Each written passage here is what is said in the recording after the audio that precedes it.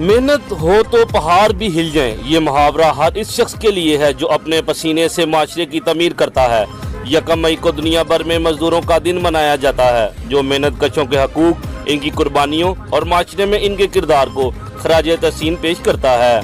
1 मई 1886 को अमेरिका के शहर शिकागो में मजदूरों ने 8 घंटे काम का वक्त मुकर्रर करने के लिए एहतजाज किया, जो तहरीक तशद्दुद का शिकार हुई।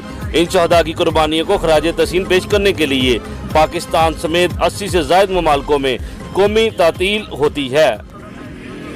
1 मई जो है मजदूर का डे है। उस दिन सारी तमाम जो है सरकारी मुलाजमों को छुट्टी होती है, उसकी पे मिलती है उनको।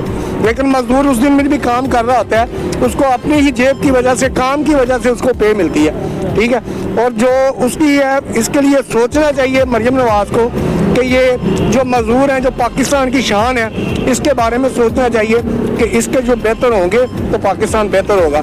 काम है कि यहाँ पर ज़रा अच्छा काम किया जाए और हमें तहफ़्फ़ुज़ दिया जाए कि ज़्यादा पैसे हमें मिले, ज़्यादा कैश मिले और काम ज़्यादा हो। और मजदूर माशरे में रीढ़ की हड्डी की मानद है।